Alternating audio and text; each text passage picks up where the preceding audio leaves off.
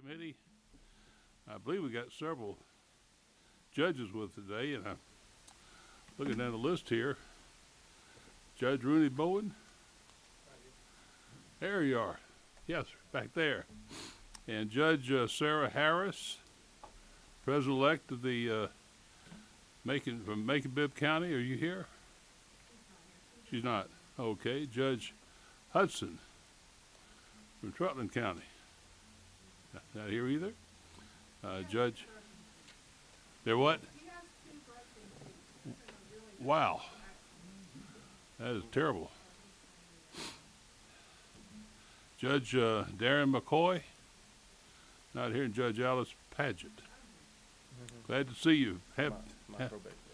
And we have, of course, our good friend Judge Tom Campbell from Fulton County Superior Court, who's overseeing us this week, right, Judge? Come back. Just couldn't wait to get back here, huh? Well, always pleased to have you here. Judge Campbell also served on this committee for many years. We have a sign-up sheet. We have two bills today that we're going to be considering. House Bill 190, sponsored by Representative Megan Henson. She's not here right now. It's a bill dealing with marriage and nuptial agreements. And then we have House Bill 630, which Ms. Oliver is the sponsor on. I think what we'll do is we'll take up House Bill 630. We also have a sign-up sheet. Thank you. If you have a desire to speak to the committee on either of the bills, we'll give you a few minutes to sign up the sheet. And we'll leave it on the table over there. Please come on up and they have signed up. I see. Okay, yeah, please put your names in there, which bill you're interested in addressing the committee. No worries. That's all. We're going to take your bill first. May I keep my seat here, Mr. Please, please, yes, ma'am. I'm going to call for you, and as soon as we get that sheet signed up and everybody back in their seats, we'll get it going.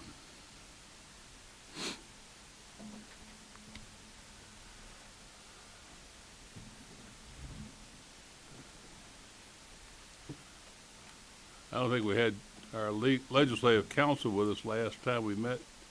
Julius Talbert, who's second year with us now, and pleased to see you here, Julius.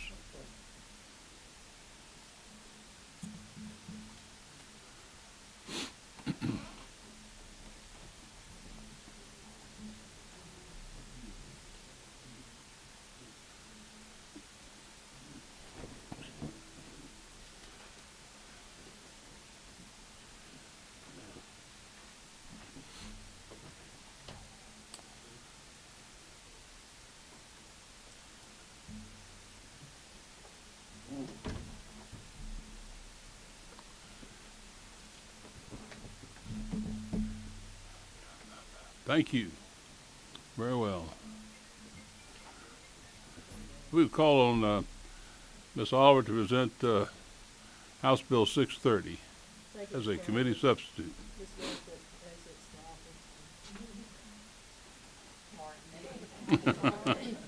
Hope that was important. Thank you, Mr. Chairman. I want to thank Judge Bowen, who's the president of the probate council at this time, and Judge Doherty, who's the past president, who's joining us with us. The two probate court judges that have been most involved in this update, modernization of language, and issues related to vacancies that have been chairing this activity on behalf of the probate council, Judge Wayne from Hall County and Judge Paget from Columbia County. With the chair's permission, I'd like them to come forward and sit. Sure, please do. If y'all would have seats up here, and we'll get the mics on so that as we go through this, you're able to speak to the committee.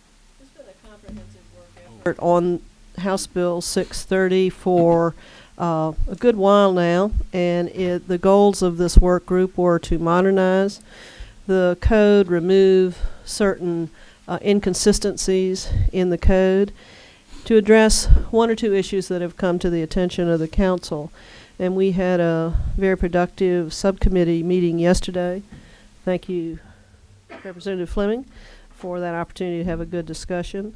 I'd like to give a broad summary of this bill and then go through a few of the specific sections in more detail that are raise the most substantive issues, which relate specifically to the methods of training of probate judges, the process for filling vacancies, and a change in the bond requirement for probate courts. Those are probably the substantive changes, and the others I'll spend some time on too that make some small modifications based on historical progress of the probate court judges, which, as you know, serve as lawyers and non-lawyers across every county, 159 counties of Georgia. Sections 2, 4, 5, 6, and 9 I will not spend much time on. All of those sections specifically relate to change of language relating to gender. Instead of saying the he of the probate court, they'll say the judge or the individual of the probate court. We're doing that consistently through the code when new bills come forward. Sections 21, 23, 24, and 25 relate to updating language that's inconsistent in the code right now about copying mechanisms. It used to be that you put a nickel in the machine and get a copy, and the code talked about photostatic copies and memorandums, and given all the technology, there was a necessity to change that language about copying. And then the training provisions that are changed are in 1, 32, 33, 34. I'll start, if I may, with Section 1, which does relate to a change in the training mechanisms. And I think this and the other sections I've referred to are for the purpose of specifically, correctly identifying the members of the probate Judges Training Council and adding new members to this training council. And Judge Padgett, I'll ask you to tell the committee what else you're doing in these sections in relation to required training of probate judges and why you brought these statutory provisions forward, either Judge Padgett or Judge Lane.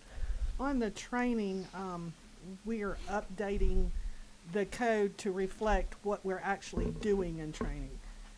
We have a new judge orientation that is mandatory. That was not reflected in the code, so we have added that to the code. Some of the language that was struck regarding training referred back to judges prior to 1990, after 1990, prior to 2010. All of that's passed. So we wanted to clean that up and just set out that they must attend new judges training, the time frame in which they had to do it, how they complete their attendance record, and show that they've completed new judges training. And then, do you want me to talk about the training council stuff? Yes, ma'am. Also? Okay. And refer specifically to the sections, because I think we talked about the council back on 32 and 33. Just want to talk about all the training provisions at one time. Okay. Section 32, which starts at line 592. The only thing we're doing in there is defining training council as the probate judges training council. 33, we are adding the possibility of 4 additional members to the training council. Currently, the membership of the training council is, we're broken up into districts, and each district elects a member of the training council. That's great, except that we have some judges that really want to be involved in training but cannot be a member of the training council because there's already a member from their district. So by allowing 4 additional members, we can encourage those judges who have a passion for training to be involved in our training council. And then section 34 and 35 are just referring again to training council as being the probate judges training council. Judge Lane, do you want to add anything in relation to sections 1, 32, 33, 34, 35 in relation to training? The only other piece is you'll notice on section 34 that we've struck out the words immediately following and changed it to not later than, so that it reflects the training council meets usually immediately before our spring meeting, and so we're trying to make the code meet what we do. Okay. Yeah, immediately following is not a good phrase anyway. It's not. What does it mean? Start right then. I think that covers all of the discussion on training. In section, again, 2, 4, 5, 6, and 9, there are no substantive changes. Those relate to gender changes, and I invite the committee to double check with me on that as we go forward. Can I ask you a question, Ms. Oliver? And this is just to find out what is the alternative. Your judges are required to go through the training program. We used to have it, they either did it or something was happening to them as far as like being removed, or you had a certificate, that's it, the certificate of completion. And if they did not complete it, they could not continue serving. Is that what it was? Where did I read that? What, I guess the question I have now is what happens if they do not? They're elected as judges, so you have one elected, doesn't do the training, the time goes by, the year or spring, whatever. May I respond? Yes, ma'am, Okay. please. If you look on 59, 60, 61, we're not making any change to that. It's what it is currently now, that if they fail to complete their training and the training council is required to notify the Judicial Qualifications Commission. returning within 6 months on line 60. Okay.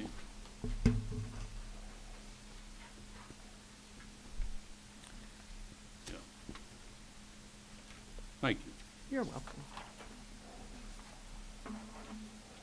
I want to turn to section 1.3 now, beginning in the substitute on line 105.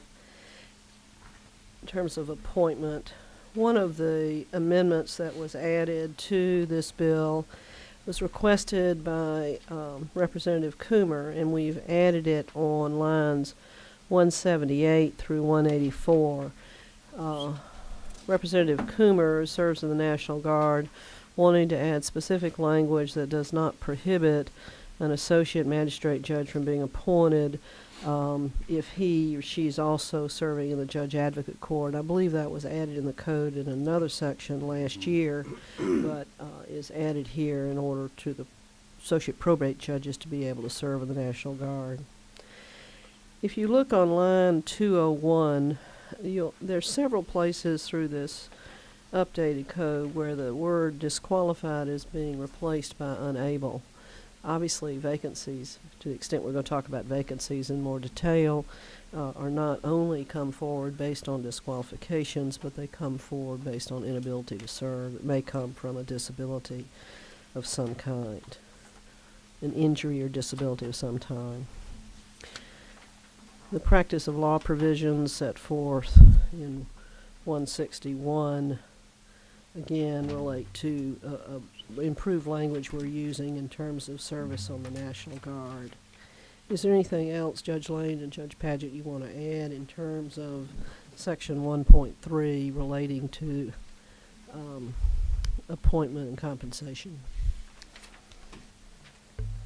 The only thing I would point out is on line 188, where you see things that are struck, they're actually added back in later in another section where we consolidated all of that into one section instead of having it in 3 different sections.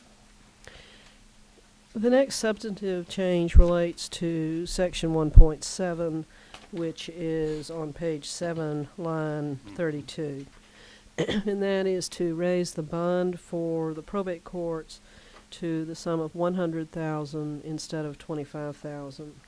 I believe this bond was raised last year for Superior Courts of Clerk, and there has been reasons come forward in one of the counties where it is appropriate for the bond to be increased. We confirmed yesterday in the subcommittee meeting that the county associations know that'll cost them more money and that they are not objecting to this increase in bond. Is there anything else, Judge Paget or Judge Lane, you'd like to add to that? No, ma'am.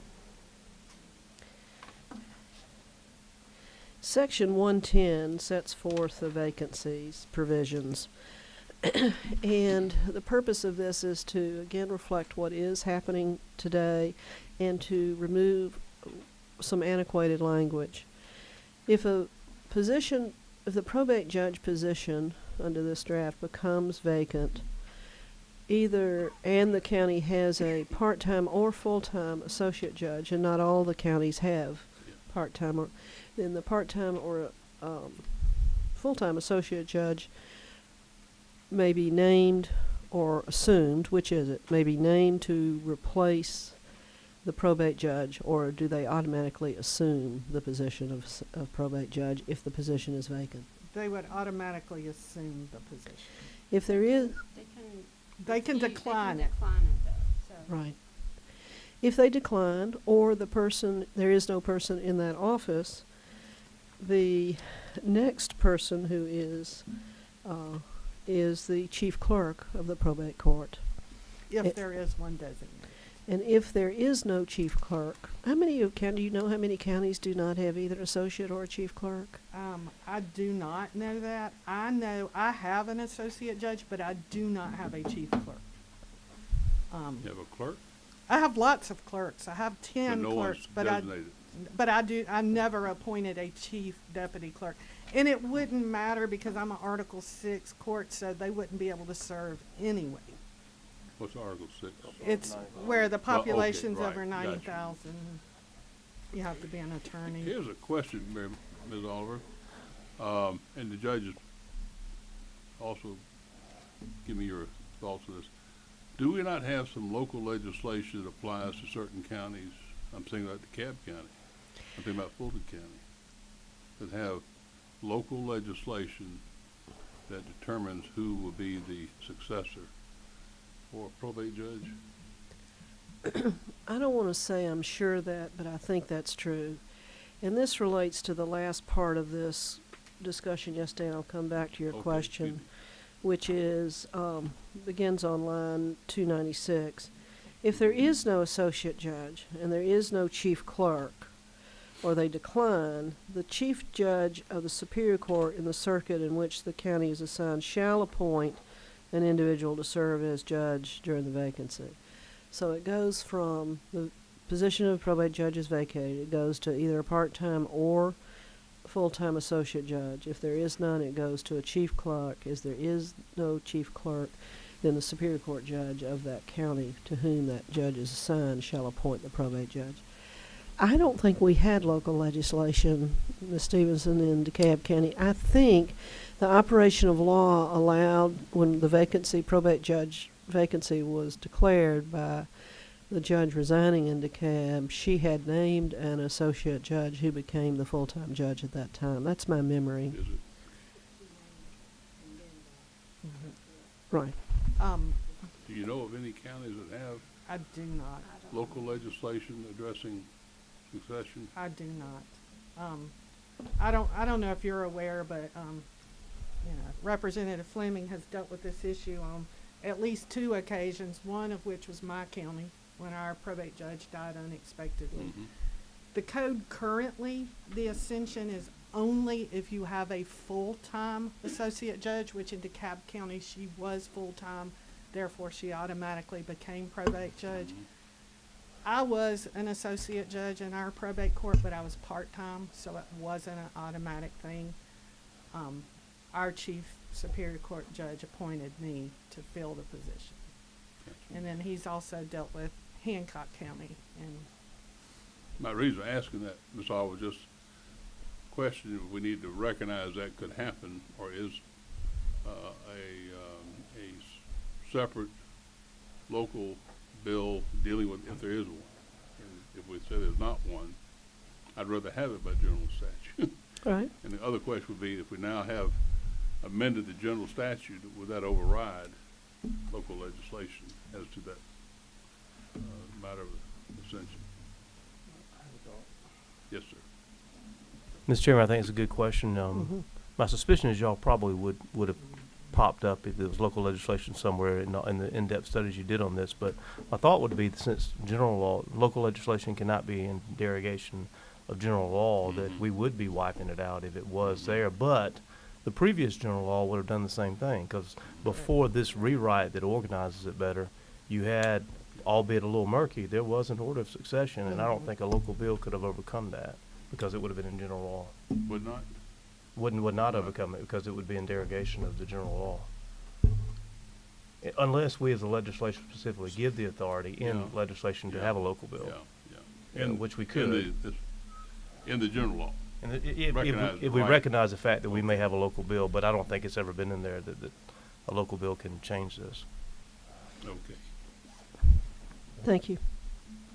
I think the real substantive change here in this vacancy is to clarify that someone serving as a part-time associate can assume the position of probate court. Yes, ma'am.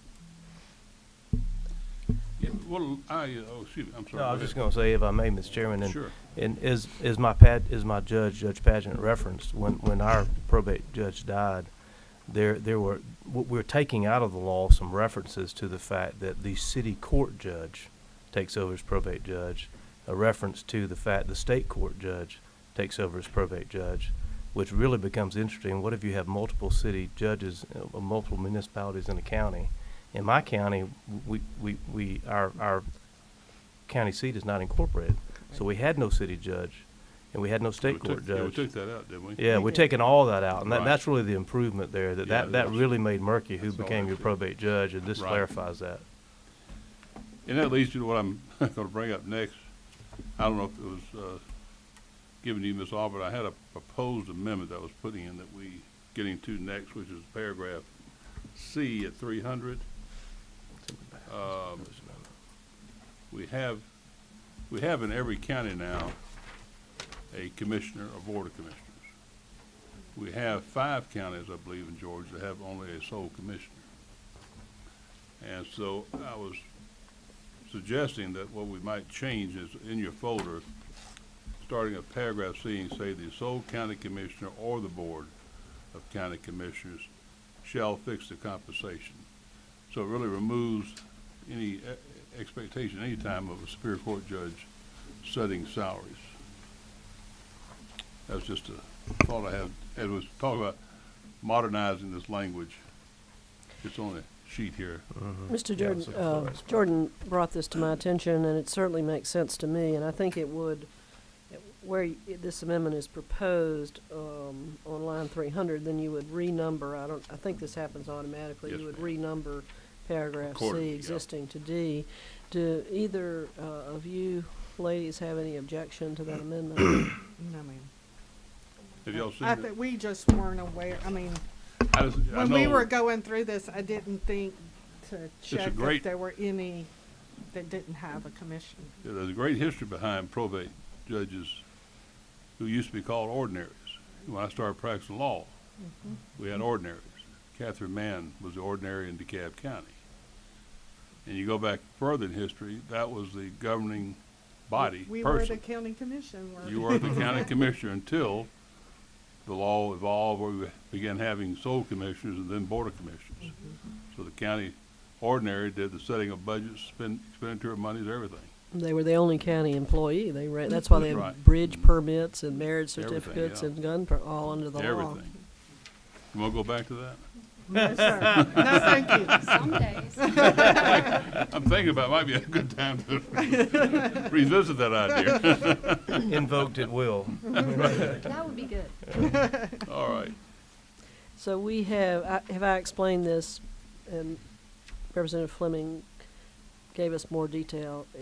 Anything else you'd like to say on the issue of filling a vacancy at this time? And you have no objection to the chair's proposed amendment? No, thank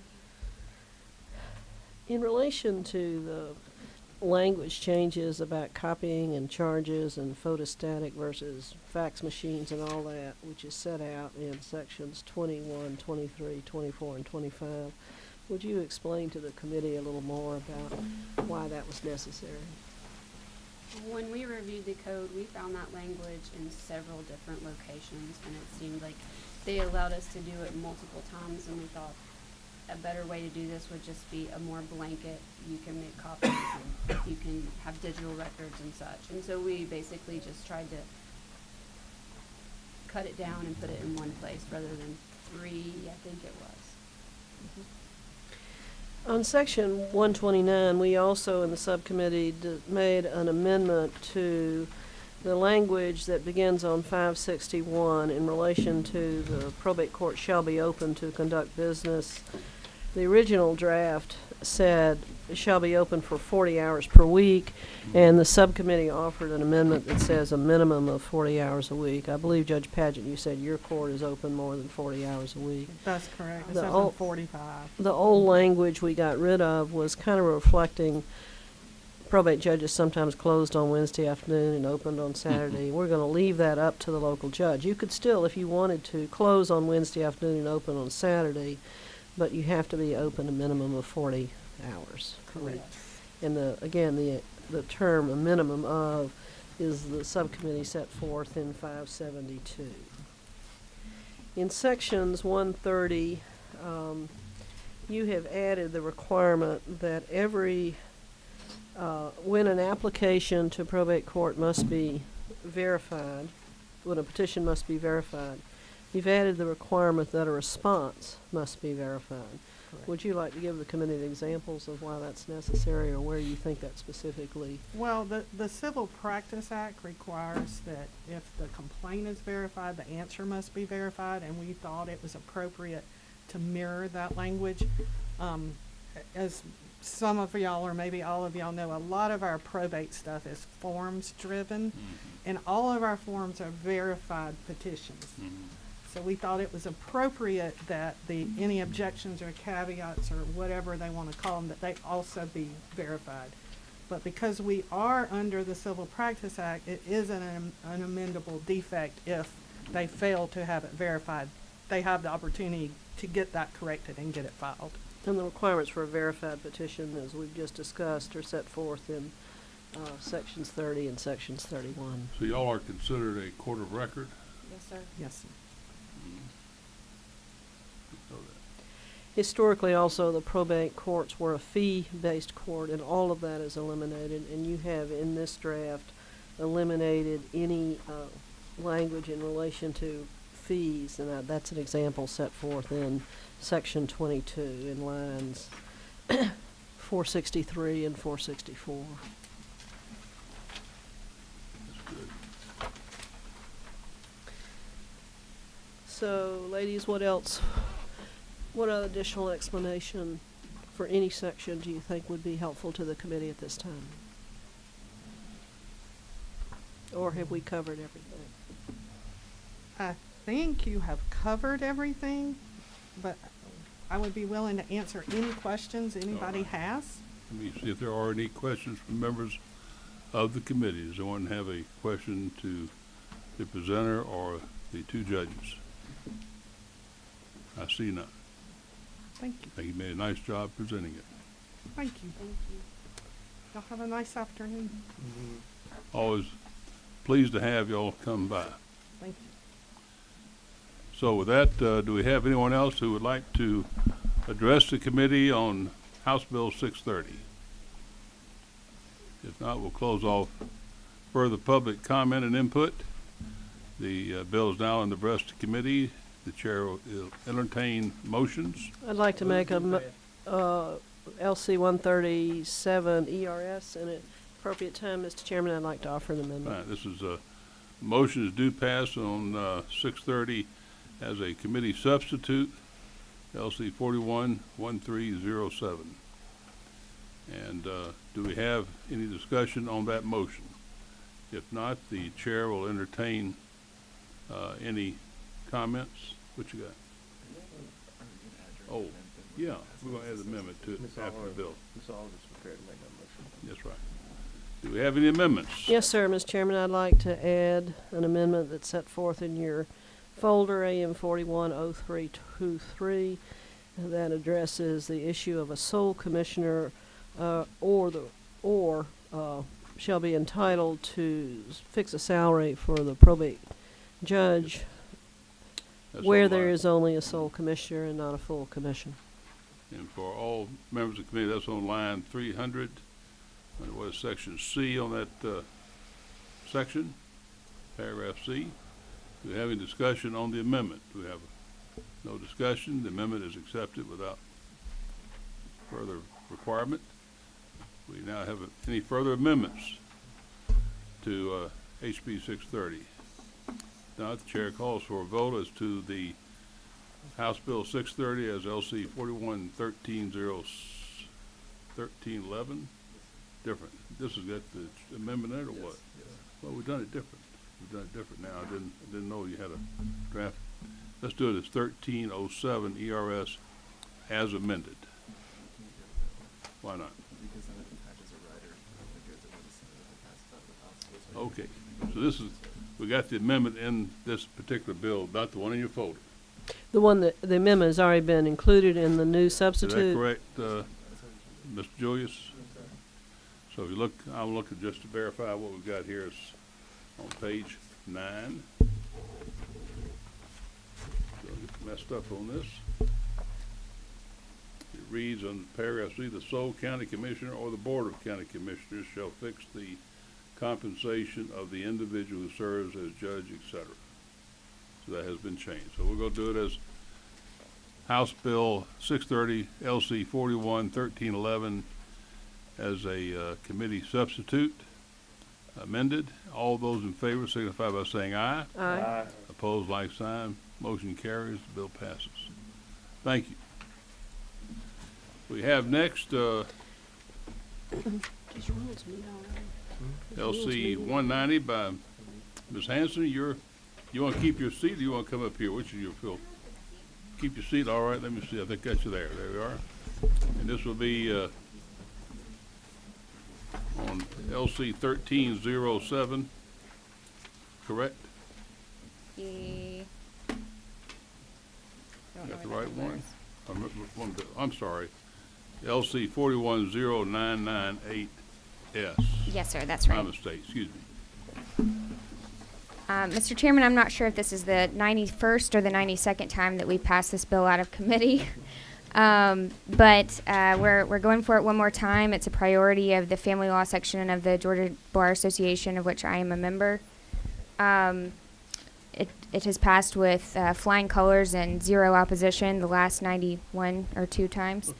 And so I'm asking for it to be passed again so that hopefully we can get it out of rules and move it on to the other side.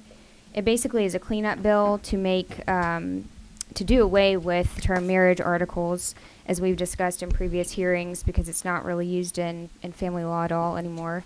And then to make marriage contracts both have to be signed, marriage contracts both have to be signed by a witness, and one of which has to be a notary.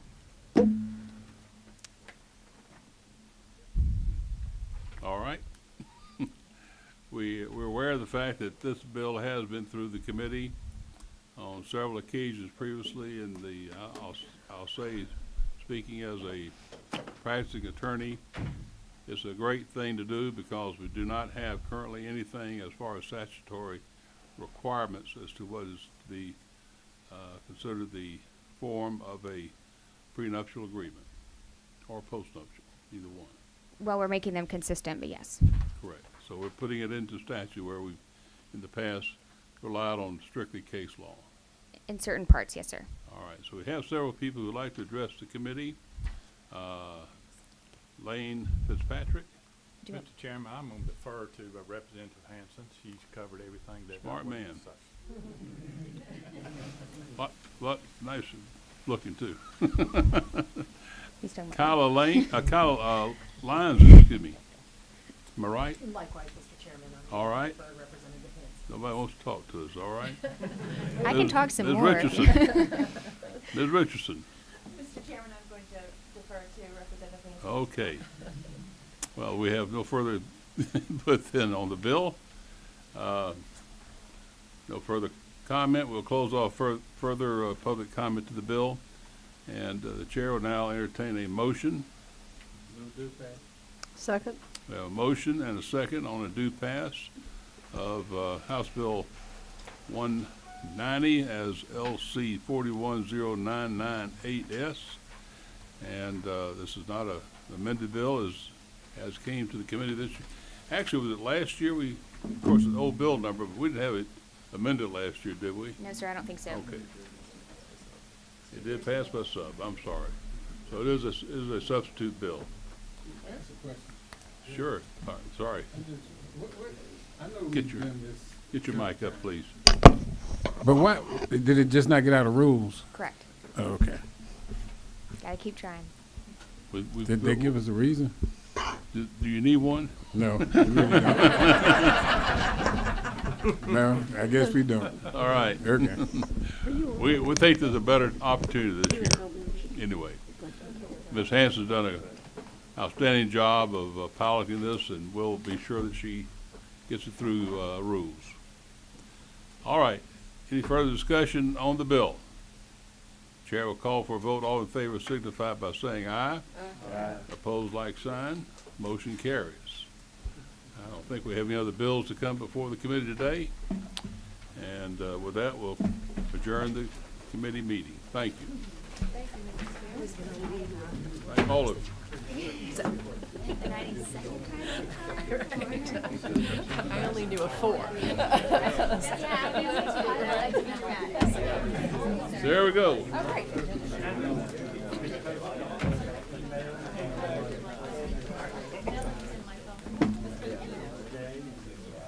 Yeah, I got through quicker than I thought it would.